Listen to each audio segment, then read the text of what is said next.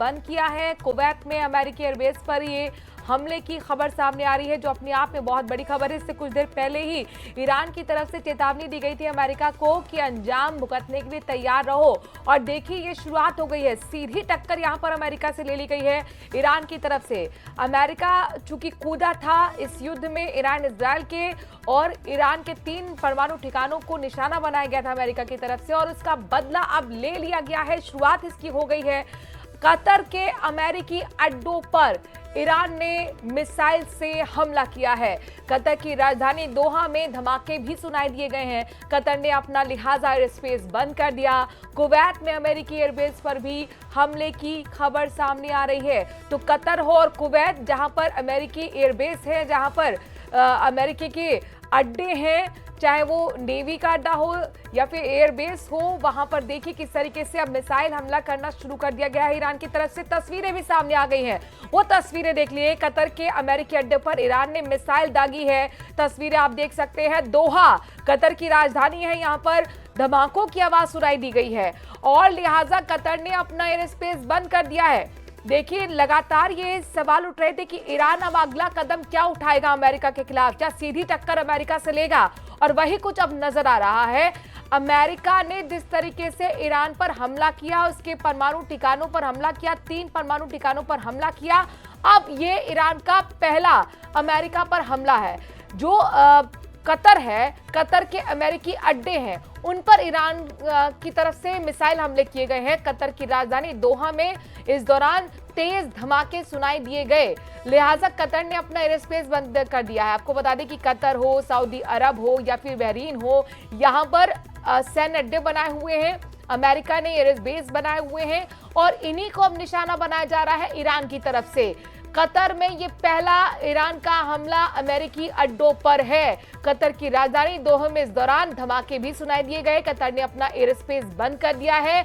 खबर कुवैत से भी आ रही है, कतर के अलावा कुवैत से भी खबर आ रही है कि यहां पर भी अमेरिकी एयरबेस पर भी हमले किए गए हैं, ईरान की तरफ से हमले किए गए हैं। यानी कुल मिलाकर अब ये युद्ध महायुद्ध की शक्ल ले रहा है, और वर्ल्ड ऑर्डर को भी आप यहां से समझ सकते हैं कि कौन किस तरफ खड़ा हुआ है।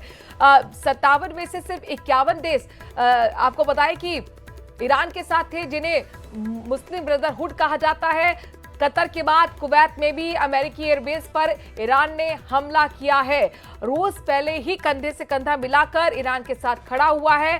चाइना ने भी ईरान का साथ दिया है, और अब यहां पर जानकारी मिल रही है कि कतर के अमेरिकी अड्डों पर ईरान ने मिसाइल से हमला किया। कतर की राजधानी दोहा में तेज धमाके इस दौरान सुनाई दिए गए हैं। एयर स्पेस लिहाजा कतर ने बंद कर दिया है। कतर है, बहरीन है, या फिर आप कुवैत समझ लीजिए, या फिर सऊदी अरब, ये तमाम ऐसे देश हैं जहां पर अमेरिकी एयरबेस है, अमेरिका के सैन्य अड्डे हैं। इनको निशाना अब बनाया जा रहा है ईरान की तरफ से। और ये जो पहला हमला किया गया है, ये कतर में किया गया है। कतर की राजधानी दोहा में इस दौरान तेज धमाके सुनाई दिए गए। पेनिट्रेट करने की किसी भी पहाड़ में, किसी भी जगह पर, लेकिन जो उनका न्यूक्लियर प्रोग्राम चलाया जा रहा है, यानी ईरान का जो न्यूक्लियर प्रोग्राम चलाया जा रहा था फोर्डो में, उसकी डेप्थ जो है वो 80 से 110 मीटर की थी, और उसका मतलब है कि कई बॉम्ब लगाए गए होंगे। लेकिन ईरान का ये कहना है कि वो पहले ही इस चीज़ के लिए तैयार थे, और उन्होंने शायद अपना जो भी न्यूक्लियर प्रोग्राम था उसको शिफ्ट किया था किसी और जगह पे। तो अब ऐसा लगता है कि एक तरफ से इसराइल की तरफ से अटैक्स जारी रहेंगे, जिस तरीके से साफ तौर से यहाँ की गवर्नमेंट ने कहा है, और दूसरी तरफ से अब अगर यूएस डायरेक्टली इसराइल से अब अटैक करेगा, क्योंकि यूएस ने सीधे कहा कि जो उन्होंने अटैक किया था, जो उनके एयरक्राफ्ट चले थे, उन्होंने डायरेक्ट ये जो है ऑपरेट किया था यूएस से, यानी यूएस से ही वो आए थे और यूएस ही वो अपने वापस चले गए। उसका मतलब है कि वो कहीं पे रुके नहीं थे, उन्होंने किसी जगह पे स्टॉप नहीं किया था, जिस तरीके से उन्होंने बताया। तो ऐसे में अब ये है कि यूएस शायद अब रिएक्ट कर सकता है किस तरीके से, क्या इन्हीं एयर बेसिस को अब इस्तेमाल करके अब फिर से वो ईरान पे अटैक करेंगे, ये आने वाला वक्त बताएगा। लेकिन ये बात सच है कि अमेरिका का इन्फ्लुएंस मिडल ईस्ट में जी इसमें यहाँ पर जो अमेरिका का है उसका पूरी तरह से इन्वॉल्वमेंट दिख रहा है। और जाहिर तौर पर अब ईरान ने भी रिटेलिएट करना शुरू कर दिया है। अब इसे समझिए, क्योंकि ईरान ने कुछ देर पहले ही चेतावनी दी थी अमेरिका को कि आपने युद्ध में आकर एक खतरनाक शुरुआत की है और अंजाम भुगतने के लिए तैयार रहे, ये चेतावनी दी गई। और उसके बाद यहां पर देखिए, अमेरिका के एयरबेस को ईरान ने निशाना बनाया है। कतर में और कुवैत से भी कुछ ऐसी खबर हैं वो इस्तेमाल कर रहे हैं इसराइल के खिलाफ, क्योंकि ईरान के पास एक रेंज है मिसाइल्स का। शॉर्ट रेंज के मिसाइल उनके पास बहुत ज़्यादा हैं, लॉन्ग रेंज के भी हो सकता है कि उनके पास बैलिस्टिक मिसाइल ज़्यादा होंगे, हो सकता है उनके पास इंटरकॉन्टिनेंटल बैलिस्टिक मिसाइल भी होंगे, क्योंकि जिस तरीके से उन्होंने इसराइल को सरप्राइज़ किया, क्योंकि इसराइल को नहीं लग रहा था कि इस तरीके का डैमेज यहाँ पे वो कर सकते हैं। यानी उनको ऐसा नहीं लगता था कि ईरान की तरफ से जो कुछ किया गया वो ईरान की क्षमता थी, लेकिन ईरान ने जिस तरीके से चौंका दिया सबको, बैलिस्टिक मिसाइल लगा के, और यहाँ का आयरन डोम हो या थार्ड सिस्टम हो उसको इवेड करके वो मिसाइल्स हिट करते हैं कहीं पर भी। यानी अगर 50 मिसाइल्स लगाते हैं। बिल्कुल, हाइफा में भी जब यहाँ पर हमला किया गया था ईरान की तरफ से, तो जो आयरन डोम है वो वहां पर बर्बाद दिखे, यानी कि उसका कुछ इस्तेमाल नहीं हुआ, कोई सायरन नहीं बजा, कोई अलार्म नहीं बजा। लोग ये समझ नहीं पा रहे ये हुआ क्या है। और अब यहाँ पर देखिए, जीवन राज पुरोहित हमारे साथ डिफेंस एक्सपर्ट जुड़ गए हैं। जीवन राज पुरोहित जी, इंतजार यही कर रहा जा रहा था कि ईरान की अगली स्ट्रैटेजी क्या होगी, क्या सीधा सीधा यहाँ पर अमेरिका से भिड़ेगा ईरान। अब देखिए, खबर ये आ रही है कि कुवैत हो या कतर, यहाँ पर अमेरिका के सैन्य अड्डों को निशाना ईरान की तरफ से बनाया गया है। इसे किस तरीके से समझा जाए?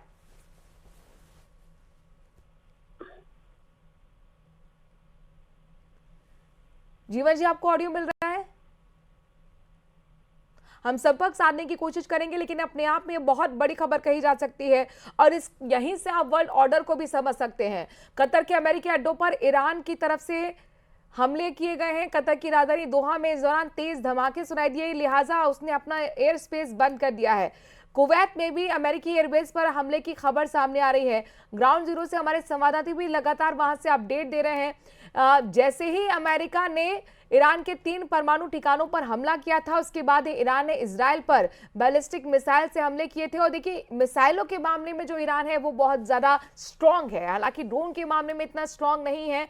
और वहां पर काफी अच्छा खासा इजराइल को नुकसान भी हुआ, हाइफा शहर में बहुत ज्यादा नुकसान हुआ था। लेकिन इस बीच अब ये जो पलटवार ईरान की तरफ से किया गया है अमेरिका के खिलाफ, कतर के दोहा में अमेरिका बेस को जो निशाना बनाए गए हैं, 6 मिसाइल दागी गई हैं, ये अपने आप में आगे की कहानी कहता है। कर रहे हैं इसराइल के खिलाफ जो बैलिस्टिक मिसाइल्स हैं और जिनकी स्पीड जो है बहुत ज़्यादा है, यानी 10 मैच 14 मैच 15 मैच के उनके पास मिसाइल्स हैं। और जो हमें दर्शक देख रहे हैं उनको मैं बता दूं, एक मैच का मतलब हो गया 1234.8 किलोमीटर पर आवर स्पीड होती है, यानी जो साउंड की स्पीड होती है वो एक मैच की होती है। और जो मिसाइल्स उनके पास हैं उनमें 14 मैच 15 मैच की स्पीड है। तो किस रफ्तार से वो वहां से निकल के इसराइल पहुंच रहे हैं उसका अंदाजा लगाया जा सकता है उस स्पीड से।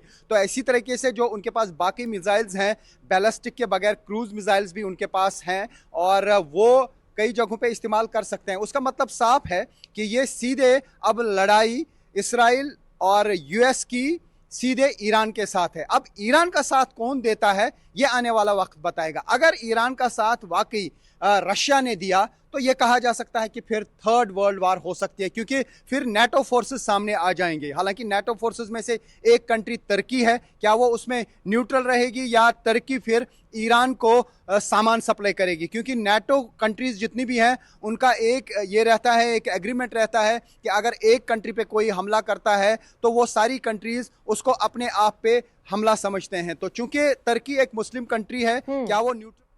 ठीक है, ये नेटो के बारे में आप जानकारी दे रहे थे, हमारे संवाददाता वहां से ग्राउंड जीरो रिपोर्ट भी दिखा रहे हैं और बता रहे हैं। संजीव श्रीवास्तव डिफेंस एक्सपर्ट जुड़ गए हैं। संजीव जी, अमेरिका को माकूल जवाब देंगे? परमाणु ठिकानों पर हमले के बाद ईरानी सेना प्रमुख ने यूएस को खुली चेतावनी दी थी और उसके बाद देखिए ये रिएक्शन शुरू हो गया है, रिटेलिएट कर दिया गया है, ईरान ने पलटवार कर दिया। कतर के दोहा में अमेरिका बेस को निशाना बनाया गया, 6 मिसाइलें दागी गई हैं। किस तरीके से इसे हम समझें और देखें? देखिए, ये जो ईरानियन रिटेलिएशन है ये एक्सपेक्टेड था और ये इमिनेंट था। और ईरान को अपनी राष्ट्र की जनता को भी ये दिखाने के लिए कि वो कमजोर नहीं है, और अपनी डोमेस्टिक कॉन्स्टिट्यूएंसी को और इंटरनेशनल कम्युनिटी को भी ये दिखाने के लिए कि ईरान कमजोर नहीं है। और वहाँ की इस्लामिक रिजीम ने एक जाहिर है कि बदले की कार्रवाई की योजना निसंदेह बनाई थी। और ये जो हमला है जो ईरान ने यूएस के कतर बेस पे किया है, वो जाहिर है कि एक बदले की कार्रवाई है। और ईरान इस तरह की कार्रवाई की योजना निसंदेह बना रहा था। इसको लेकर के यूनाइटेड स्टेट्स ऑफ अमेरिका हो, इजराइल हो, सभी एक हाई अलर्ट मोड पे थे। और यूनाइटेड स्टेट्स ऑफ अमेरिका ने तो अपने नागरिकों को वर्ल्ड वाइड एक अलर्ट भी जारी किया था कि जो अमेरिका के जो नागरिक हैं वो अपनी सुरक्षा का भी ध्यान रखें, एक अलर्ट मेंटेन करें, क्योंकि ईरान की तरफ से ये भी धमकी दी गई थी कि वो प्रत्येक अमेरिकी नागरिक को उसके निशाने पे है, उसको टारगेट कर सकता है। तो ये जो पूरा रिटेलिएशन है, ईरानियन रिटेलिएशन, ये एक्सपेक्टेड था। और लेकिन अब ये देखना होगा कि इस तरीके का जो हमला ईरान ने किया है उसका क्या इम्पैक्ट है, क्या उसने कोई उन बेसिस पे किस तरीके की क्षति पहुंचाई है, ये अभी कुछ सर जी, इसके लिए हमें थोड़ा सा इंतजार करना होगा, डेवलपमेंट्स अभी सामने आएंगी। लेकिन अब ये क्या माने कि सीधी सीधी जंग अब ईरान और अमेरिका के बीच में हो गई है? जंग में तो अमेरिका कूद ही चुका है। हाँ। बिल्कुल, ये तो इसका एस्केलेशन तो हो ही चुका है। और ये अमेरिका के द्वारा जो ईरान की न्यूक्लियर साइट पे जो किया गया हमला एक मेजर एस्केलेशन था। और ये जो जंग में अमेरिका कूद चुका है, इसमें कोई दो राय नहीं है। और उसको अब ईरान रिस्पॉन्ड कर रहा है। लेकिन मेरा ऐसा मानना है कि ईरान की तरफ से जो रिटेलिएशन का जो स्केल है, यदि वो एक सीमित स्केल पे ही किया जाता है, यदि ईरान इस तरीके के रिटेलिएशन को करने के बाद अपने कदमों को रोक लेता है, वो कहीं ज्यादा बड़े स्टेप्स नहीं लेता है। नहीं, लेकिन सजीव जी, क्या अपने कदम रोकेगा? ईरान की स्ट्रेटेजी को आप किस तरीके से समझ रहे हैं? अगर 13 जून से आप उसके कदमों को समझने की कोशिश करें, चूंकि जाहिर तौर पर ये आपका जोन है, डिफेंस एक्सपर्ट आप हैं, चूंकि कुछ देर पहले ये भी कहा गया था ईरान की तरफ से कि हम लंबे युद्ध के लिए तैयार है। देखिए, ईरान की तरफ से जैसा कि मैंने कहा कि रिटेलिएशन एक्सपेक्टेड था, और ईरान ने इजराइल के सिटीज को भी टारगेट किया और अमेरिकन बेसिस को भी और टारगेट कर रहा है।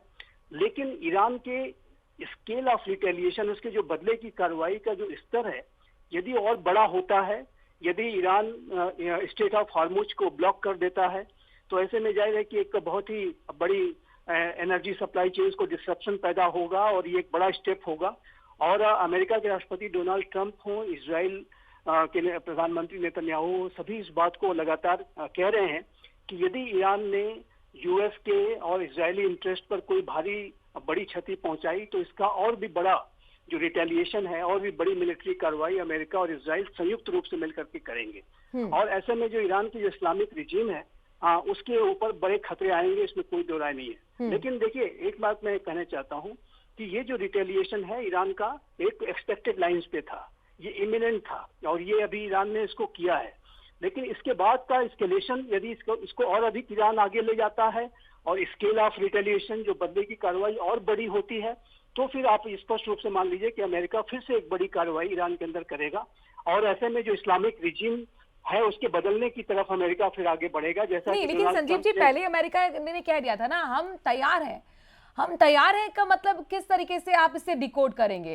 क्या वाकई अमेरिका की तरफ से भी आपको लगता है कि जो उसके एयरबेस अलग अलग जगह, अलग अलग देशों में हैं, उसका इस्तेमाल किया जाएगा ईरान पर हमला करने के लिए? अमेरिका युद्ध में उतर चुका है। हाँ। अमेरिका युद्ध लड़ रहा है। हाँ। अमेरिका ने एक बहुत बड़ी कार्रवाई की है। जो न्यूक्लियर इंस्टॉलेशन पे हमला करना एक बहुत ही बड़ी कार्रवाई थी, और अमेरिका हर एक स्थिति के लिए तैयार है। और अमेरिका के बेसिस को ईरान ने टारगेट किया है, और इसका इम्पैक्ट असेसमेंट अभी अमेरिका करेगा।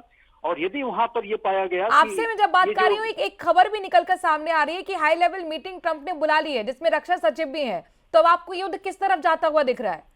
देखिए, यदि इसका इम्पैक्ट बड़ा हुआ, यदि कतर के अमेरिकन बेसिस पे ये जो ईरान ने हमला किया है, इसका इम्पैक्ट यदि बड़ा हुआ, तो अमेरिका बदले की कार्रवाई निसंदेह करेगा, और भी बड़ी मिलिट्री कार्रवाई अमेरिका ईरान के अंदर करेगा। इसमें कोई दो राय नहीं होना चाहिए।